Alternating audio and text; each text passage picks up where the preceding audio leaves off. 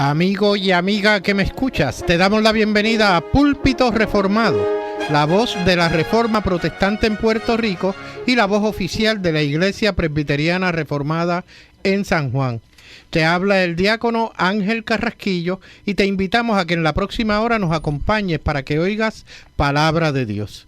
Busca tu Biblia, la palabra de Dios, la palabra que no se equivoca, la palabra que no vuelve atrás vacía, esa palabra que es como espada de dos filos, la espada del Espíritu que llega a lo más profundo del ser humano por el poder del Espíritu Santo. Sí, quédate con nosotros para que aprendas de esa palabra que no se equivoca, de esa palabra que es eterna. Para esta noche el tema es el diluvio universal. Esta noche me acompañan los hermanos Andrés Martínez. Dios bendiga a todos los que nos oyen. Y el hermano Jeremy Colón. Saludos a nuestros oyentes. Así que busca tu Biblia, la palabra de Dios, y busca los pasajes. Hoy tenemos dos pasajes en el mismo libro, Segunda de Pedro, 2 del 1 al 5, y luego Segunda de Pedro 3, 1 al 7. Así que comenzamos con la primera, Segunda de Pedro 2, 1 al 5. Pero hubo también falsos profetas en el pueblo, como habrá entre vosotros falsos maestros, que introducirán encubiertamente herejías destructoras y aún negarán al Señor que los rescató, atrayendo sobre sí mismos destrucción repentina. Y muchos seguirán sus disoluciones, por causa de los cuales el camino de la verdad será blasfemado.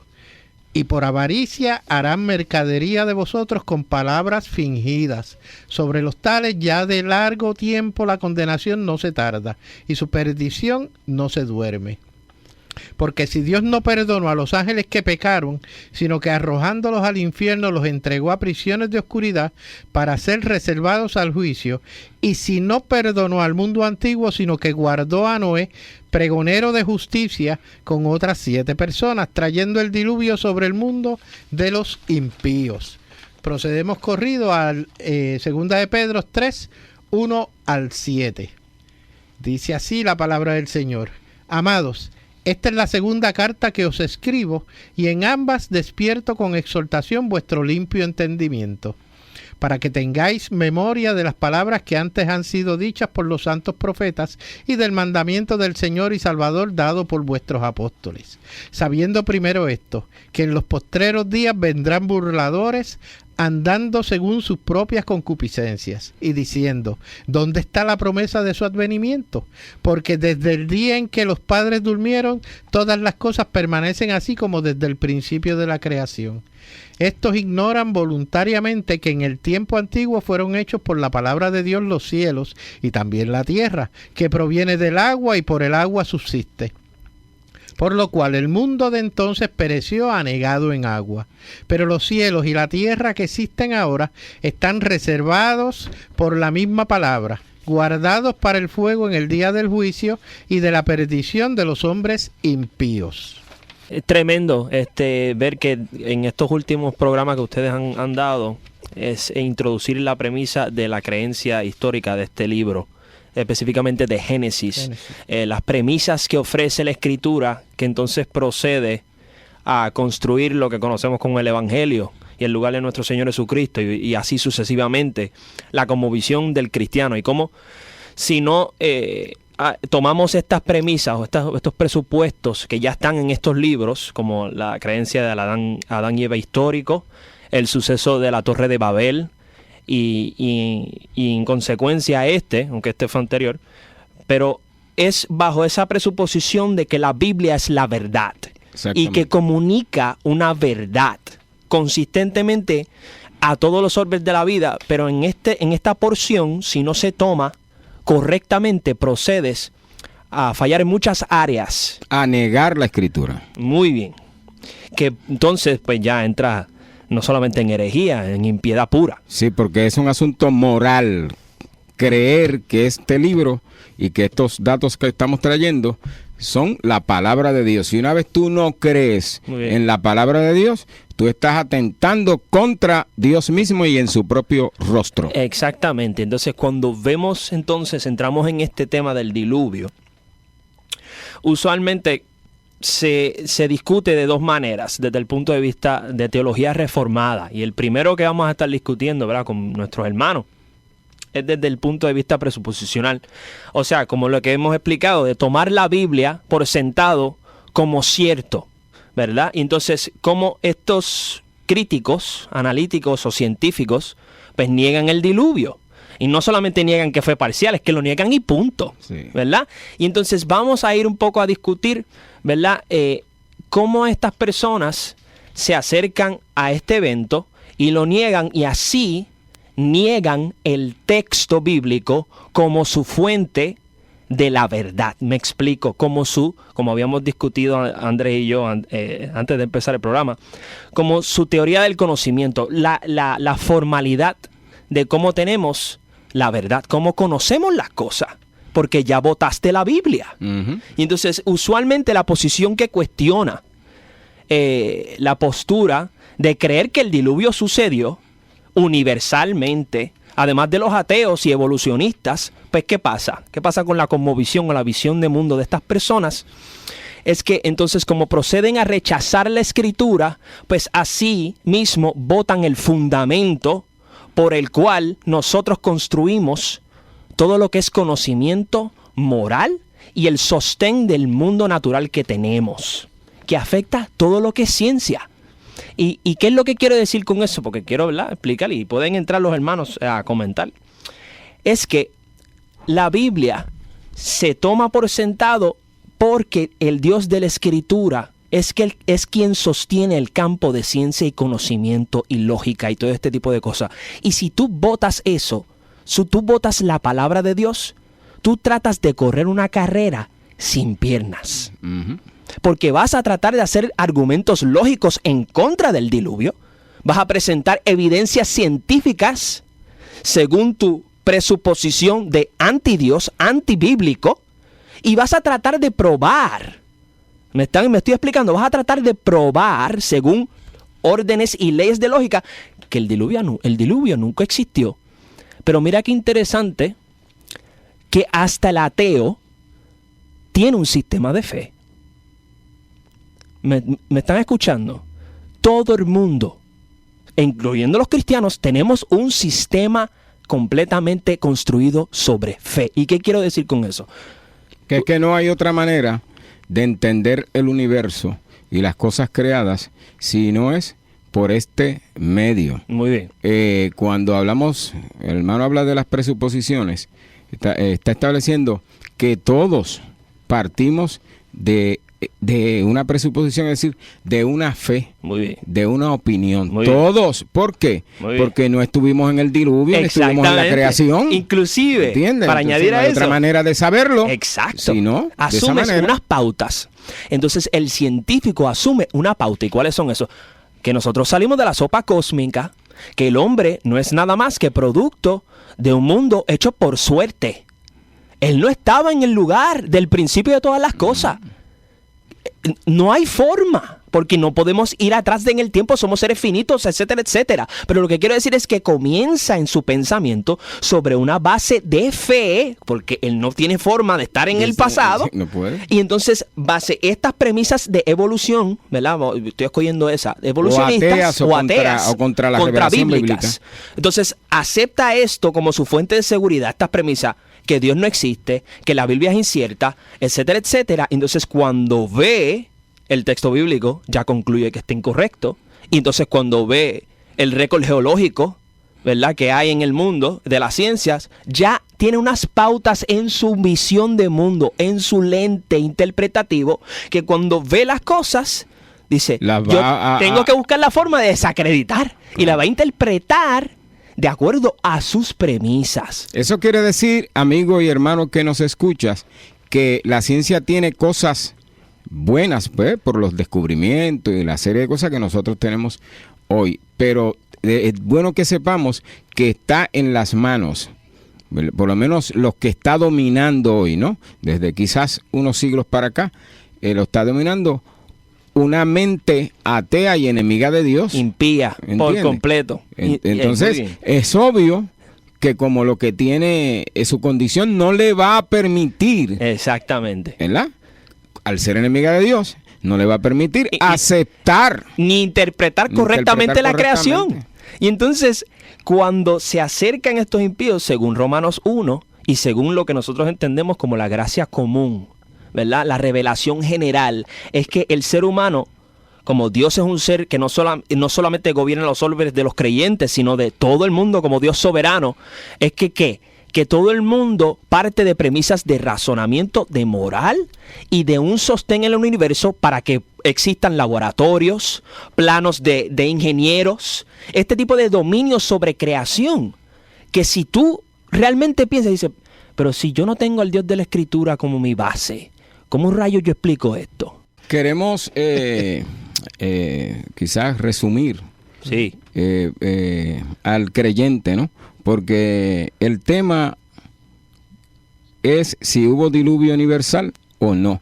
Y entonces esto nace en muchos lugares desde el siglo XIX por una situación política.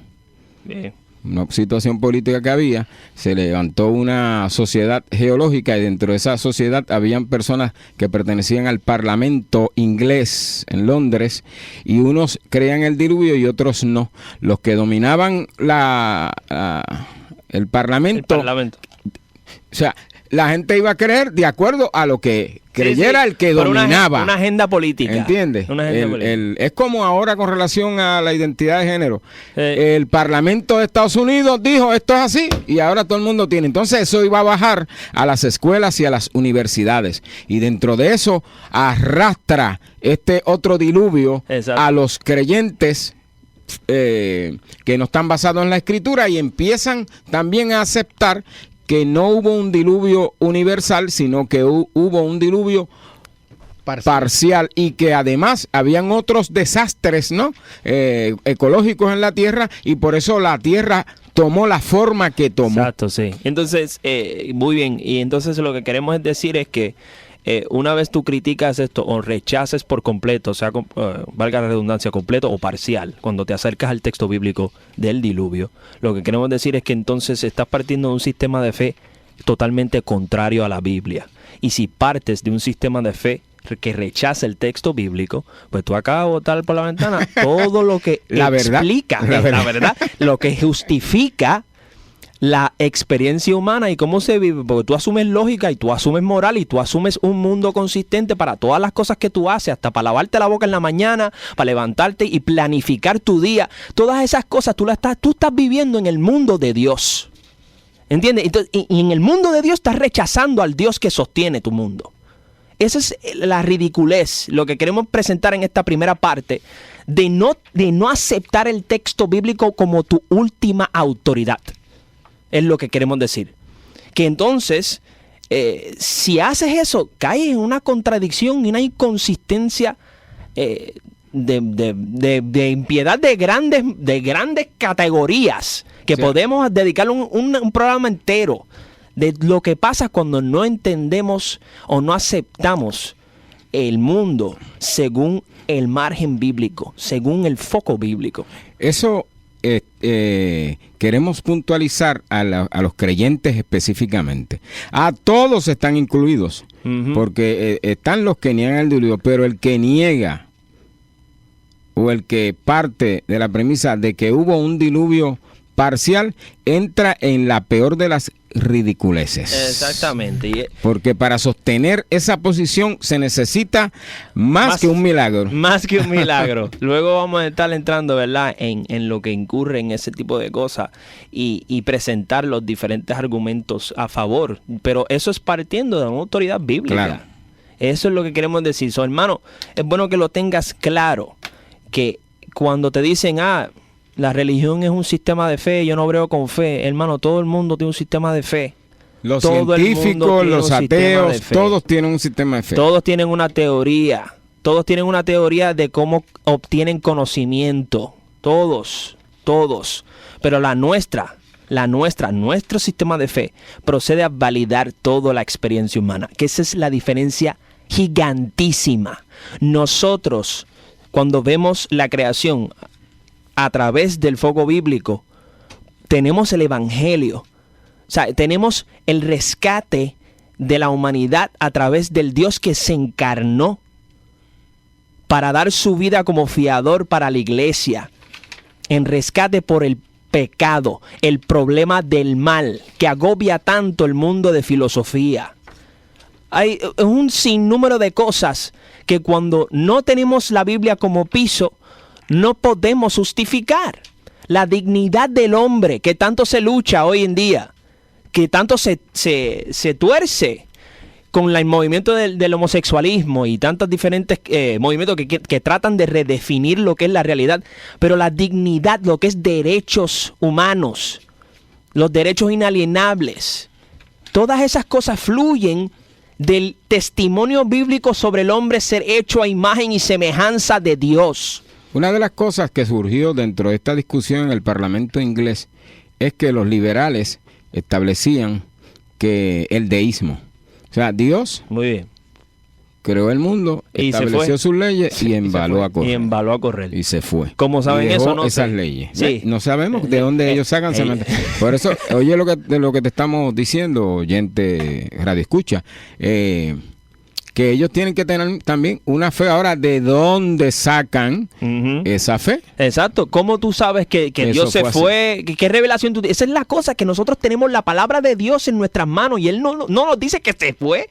Él nos dice que sostiene todas las cosas, que está en este lugar. Y que este evento catastrófico fue un juicio de Dios a la humanidad de esa época y que fue universal, y el testimonio de la Escritura es que fue universal y no fue parcial. Se acabó. Así es. Y entonces, si tú eres creyente, no puedes creer que fue parcial, porque o te peinas o te haces rolo, o te haces rolo, o crees lo que dice la Escritura o no qué vas a creer. Eso. ¿Y quién te constituyó a ti en juez para decir que fue de otra manera? Exactamente. No y ahí manera. tenemos el problema adámico, que cuando nosotros nos constituimos como jueces en decidir qué es palabra de Dios y qué no lo es, cuando tratamos de hacer un tipo de puente que no se puede hacer, que eso pasa con los teístas evolucionistas. Exactamente. Que aceptan las premisas de los impíos y las quieren unir con el testimonio bíblico. Hermano, es como el feminismo. O sea, el rol de la mujer bíblico. Nadie tiene problema con eso hasta que los feministas empiezan a hablar, hasta que los impíos empiezan a gritar. Y ahí entonces se empieza a colarse en las ideas impías, en lo que la Biblia dice, y empieza a sustituir. Y dicen, no, los impíos pueden decir lo que les dé la gana. Lo que nos importa a nosotros es lo que dice Dios, porque ese es el piso nuestro.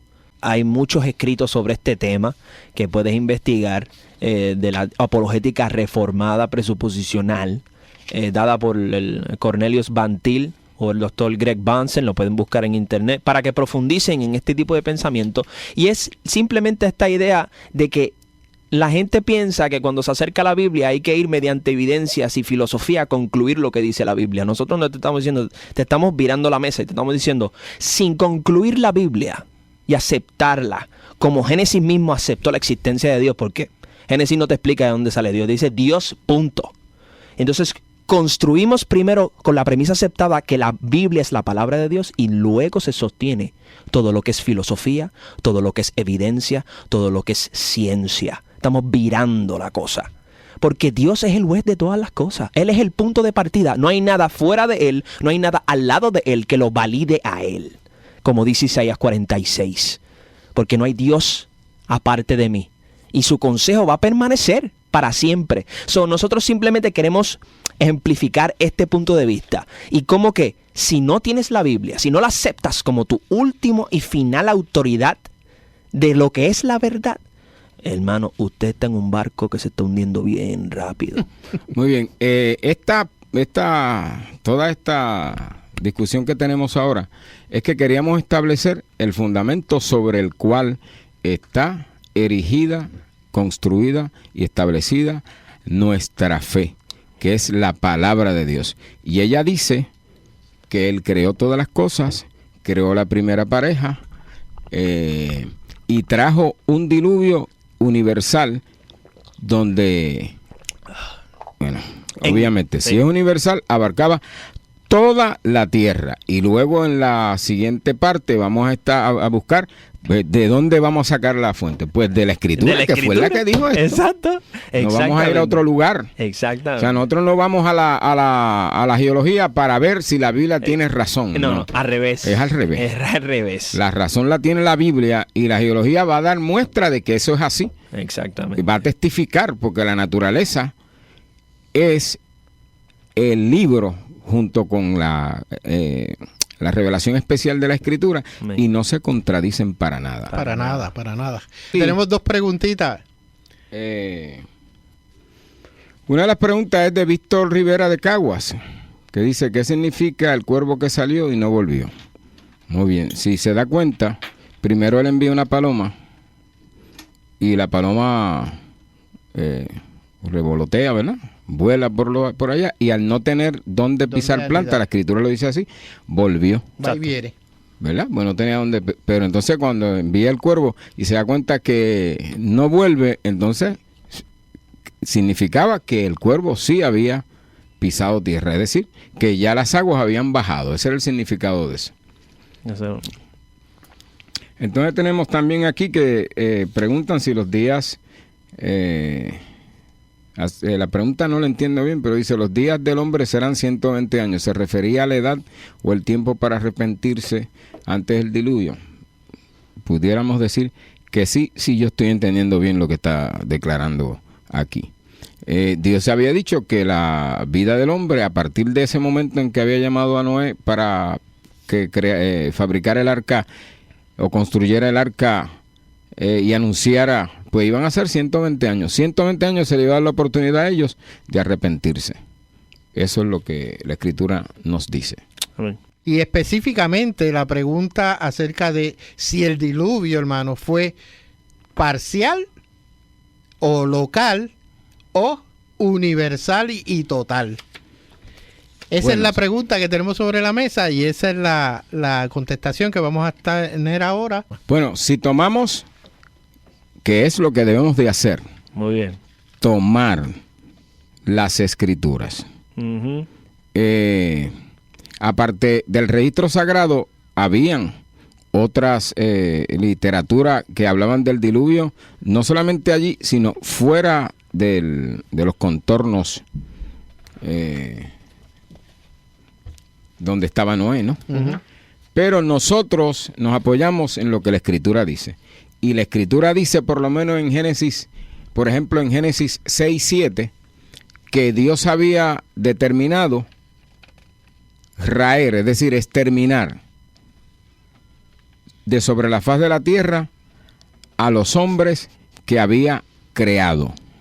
¿Cómo rayo tú sacas algo local de ahí? Sí, ¿cómo vamos a asumir que se refiere a algo local, a un diluvio local, si ya de primero el que está hablando es Dios y está diciendo que él iba a exterminar emitió juicio, todo lo que respirara, dice la Escritura? Por lo tanto, Dios está emitiendo un juicio y es importante porque si fue local, quiere decir que habían gente santa y buena en otros sitios. Sí, exacto. Y Dios no intervino con ellos. Sí, y eso no es la verdad, eso no es la verdad bíblica. En Génesis 6:13 dice que Dios dijo: he decidido el final de toda carne. He aquí que los destruiré con la tierra. O sea, ya la declaración que Dios presenta es que va a eliminar a toda la raza humana y todo lo que respira, ¿no? Exactamente.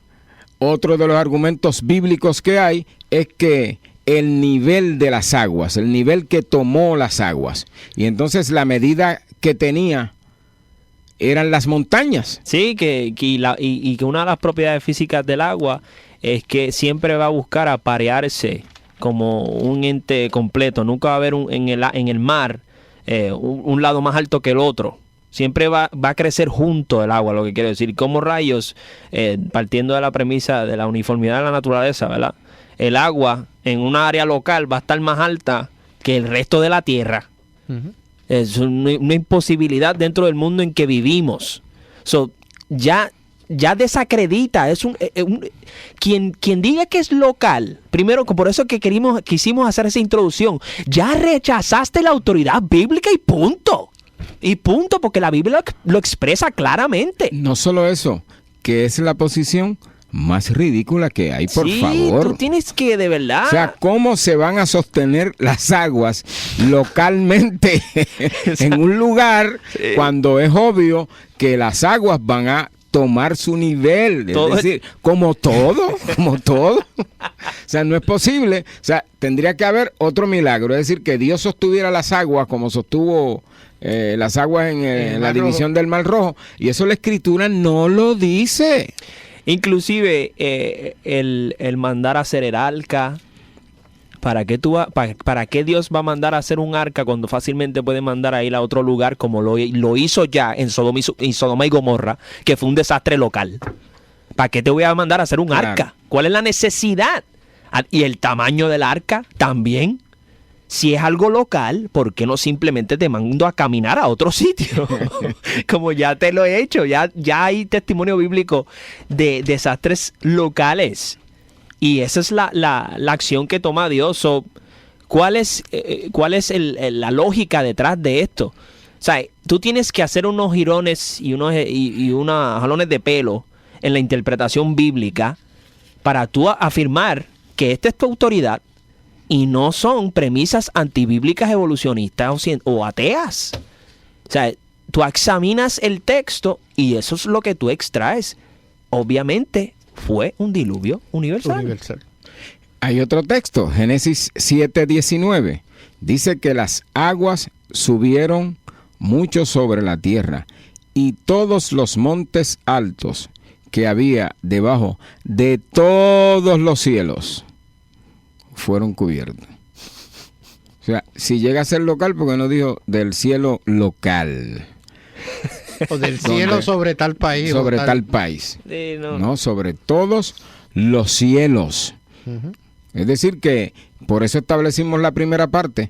Si tú crees que esta es la palabra de Dios, no puedes decir que fue local. Es imposible. Es imposible. Exactamente. Hay un detalle y es que históricamente hay muchas culturas o culturas alrededor del mundo, todas hablan de diluvio, de un diluvio universal, o sea, de una catástrofe en todas partes, en todos sitios.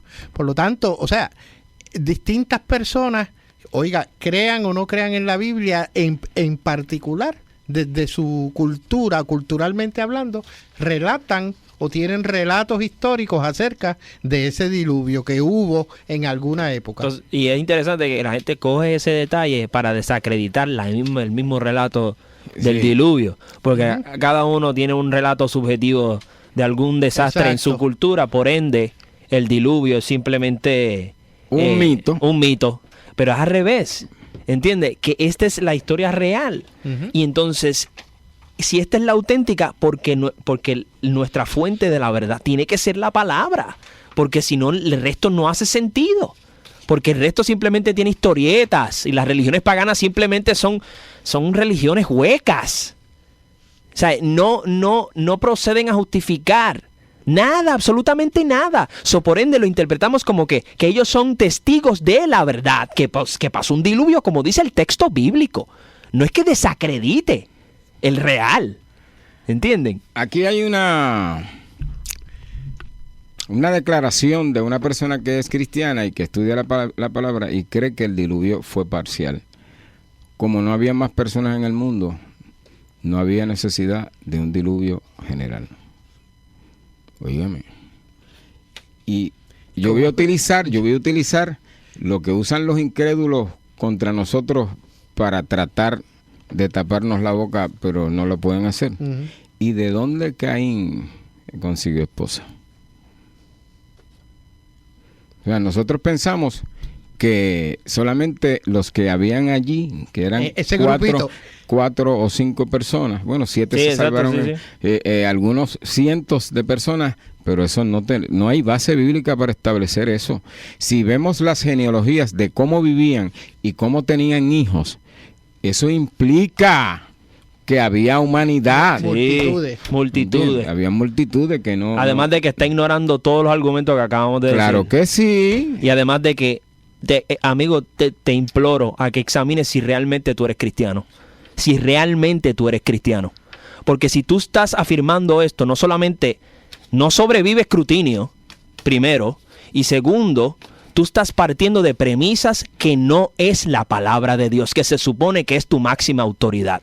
Y realmente te imploro que examines quién es quien determina todas las cosas en tu vida. Si es la Biblia, el Dios de la Biblia, o si son premisas impías. Bueno, tomando en cuenta eso que acaba de decir Jeremy, los textos que siguen son los de Cristo. Vamos. Los de Cristo. Y entonces, es bueno que sepamos que cuando Él dice... Porque como en los días antes del diluvio estaban comiendo y bebiendo, casándose y dándose en casamiento hasta el día que Noé entró en el arca, está tomando su venida. O sea, está así como vino de repente el diluvio y nadie se percató. La venida de Cristo va a ser igual. Exacto, está haciendo sombra de su juicio final y entero para el mundo, como espejo de lo que pasó en el diluvio con Noé. Y la venida de Cristo va a ser universal. Por eso es lo que estoy diciendo. Oye bien. Oye, y especialmente el cristiano que afirma este tipo de posición, ¿qué más tú tienes que leer en la Biblia para creer en el diluvio? Cuando no solamente, ¿verdad? Porque entendemos que la Biblia entera es revelación especial, pero Cristo te está diciendo estas cosas. Cristo está haciendo una sombra, está igualando su juicio con lo que pasó con Noé y el diluvio. O sea, con eso basta.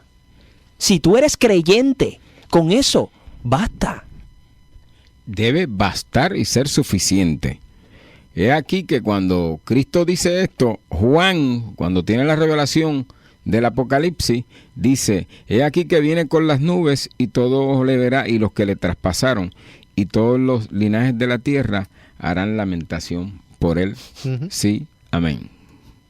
Amén, amén. Es decir, que está comparando el diluvio universal con su venida universal. Y no tan solo eso, un detallito más que quería añadir antes de...